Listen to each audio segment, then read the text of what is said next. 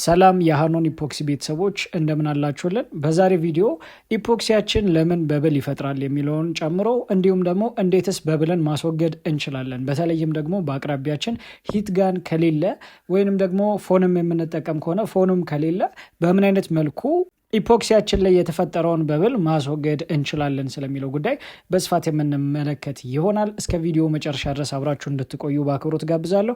እንዲሁም በሃኖን ኢፖክሲ የሚለቀቁ ኮንቴንቶች እናንተን በእጅጉን እየጠቀማችሁ ከሆነ ይህንን ቻናል ሰብስክራይብ ማድረጋችሁን አትርሱ። እንዲሁም የኛ ቤተሰቦች ይህንን ቪዲዮ ላይክ በማድረግ ጀምሩት ስላለው እስከ ቪዲዮ መጨረሻ መከታተላችሁን እንዳትረሱ።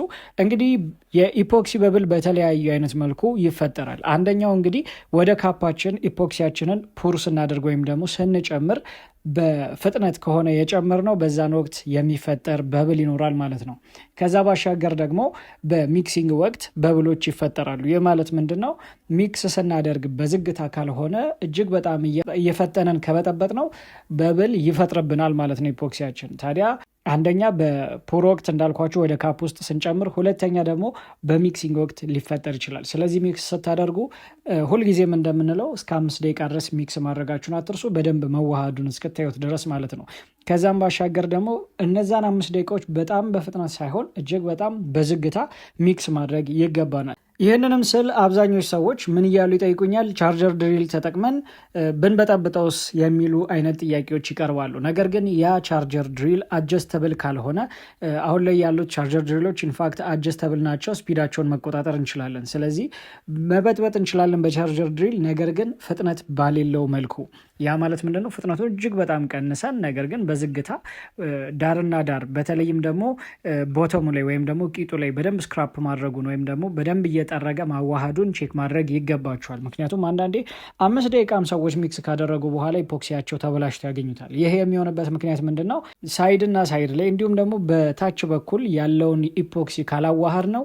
ምናልባትም 5 ደቂቃ አይደለም 10 ደቂቃ ሚክስ ብናደርግ ከታች ያለው ኢፖክሲ ካልተዋሃደ ስራችን ላይ እክል ይፈጥራል ማለት ነው። ስለዚህ እነኚህ አይነት ስህተቶችን ማስወገድ ይገባናል።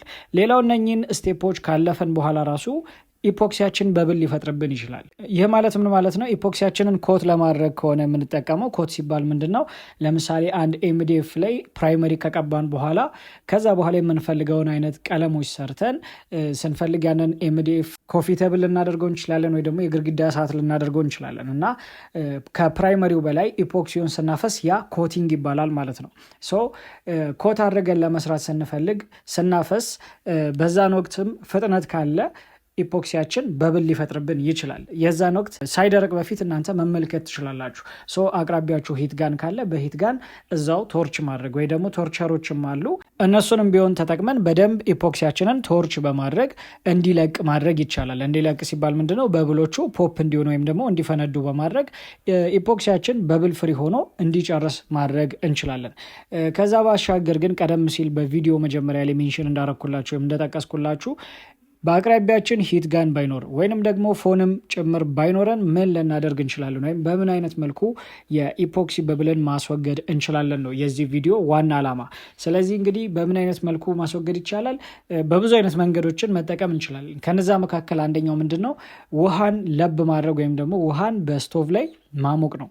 ውሃችንን በስቶቭ ውስጥ ካሞቀን በኋላ ያ ማለት ምንድነው? ሰፋ ያለ ድስት ፈልገን ያንን ውሃ በደንብ እንዲፈላ ካደረግነው በኋላ ካፓችንን ውሃውን ያፈላንበት ድስት ውስጥ በማድረግ በብሉ እንዲፈነዳ ያደርግልናል ወይም ደግሞ በብሉ ወዲያው እንዲጠፋ ይረዳናል። ያ ማለት ምንድነው? ኢፖክሲያችንን ሂት የማድረግ ወይም ደግሞ የማሞቅ ዘዴ ነው ማለት ነው። ያንን የምናደርገው እንዴት ነው? ቀደም ሲል እንደነገርኳችሁ በማንኛውም ሰፋ ባለ ድስት ላይ ውሃን ማፍላት ነው። የፈላው ውሃ ውስጥ ደግሞ ኢፖክሲውን ከነካፑ ማስቀመጥ ነው። እዚህ ጋር ጥንቃቄ እንድታደርጉ የሚያስፈልገው ነገር ምንድነው?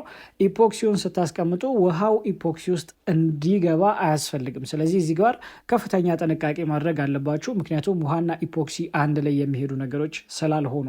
ይህንን ደግሞ በምን ላይ መመልከት ትችላላችሁ? ከፈለጋችሁ ሳምፕል ነገር ወስዳችሁ በጣም አነስተኛ ኢፖክሲያችሁን ኮት ካደረጋችሁ በኋላ ውሃ ብትረጩበት በቀጣይ እጅግ በጣም ዲምፕል የሚመስሉ ነገሮች አውጥቶና እጅግ ተበለሻሽቶ ነው የምታገኙት እንጂ ሌቭሉን ጠብቆ አይደርቅም ማለት ነው። ስለዚህ እንደዚህ አይነት ችግሮችን ስለሚያመጣባችሁ ኢፖክሲውና ውሃው እንዳይነካካ ጥንቃቄ በማድረግ ውሃ ውስጥ ለጥቂት ደቂቃ በማስቀመጥ ከዛ በኋላ ያንን ኢፖክሲ አወጣችሁ ወደ ስራችሁ ማስገባት ትችላላችሁ ወይም ለስራችሁ ልትጠቀሙት ትችላላችሁ ማለት ነው። ሁለተኛውና ፕሮፌሽናልም ጭምር የሆነው ዘዴ ደግሞ ምንድነው?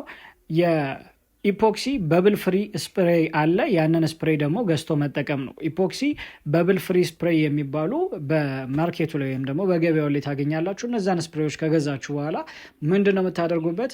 ሚክስ ካረጋችሁ ከበጠበጣችሁ በኋላ ኢፖክሲያችሁን ኦሬዲ ሰርታችሁ ከጨረሳችሁ በኋላ መጨረሻ ላይ ኪዩር ሳይሆን ወይም ደግሞ ሳይደርቅ ያ ማለት ምንድነው ኮት ካደረገን በኋላ ያንን ስፕሬይ እላዩ ላይ መንፋት ነው። ያንን ስፕሬይ ኢፖክሲያችሁ ላይ መጨረሻ ላይ ስራችሁ ላይ ከነፋችሁት በኋላ መውጣት ነው። ስለዚህ ያ በብል ካሉ በብሉ እንዲጠፋ ከኢፖክሲ ውስጥ በብሉ ፖፖን እንዲጠፋ ይረዳችኋል ማለት ነው። ስለዚህ እንግዲህ በዚህና በመሰል አይነት መንገዶች ኢፖክሲያችሁ ውስጥ የሚፈጠሩ በብሎችን በቀላሉ ማስወገድ ትችላላችሁ። እናንተስ ምን ያህል በብሎች ገጥማዎች ያውቃሉ? እንዲሁም ደግሞ በምን አይነት መልኩ አስወግዳችሁት ኮሜንት ላይ ጻፉልኝ። ምናልባትም ደግሞ እስከዛሬ ድረስ በበብል ምክንያት ኢፖክሲ ስራችሁ ተበላሽቶም ሊሆን ይችላል።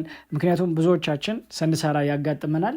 ነገር ግን ከጅምሮ አንስቶ እስከ መጨረሻው ድረስ ጥንቃቄም ከወሰድንና በስነስርዓት የምንሰራ ከሆነ የሚፈጠሩትን ችግሮችና በብሎች መቀነስ ይቻላል ማለት ነው። ስለዚህ አይ ሆፕ ይህ ቪዲዮ እንደጠቀማችሁ በእርግጠኝነት ተስፋ አደርጋለሁ። ኮሜንት ላይ ያላችሁን ሀሳብ አስተያየት አሳውቁኝ። እንዲሁም ደግሞ ይህንን ቪዲዮ ላይክ ማድረጋችሁን አትርሱ። ይሄ ቪዲዮ ይረዳዋል ለምትሉትም ሰው ሼር ብታደርጉት መልካም ነው ላለው። በቀጣይ ቪዲዮ እስክንገናኝ ድረስ ሃኖን ኢፖክሲን ሰብስክራይብ አድርጋችሁ እንገናኝ ላለው። ሰላም ቆዩልን። መልካም ጊዜ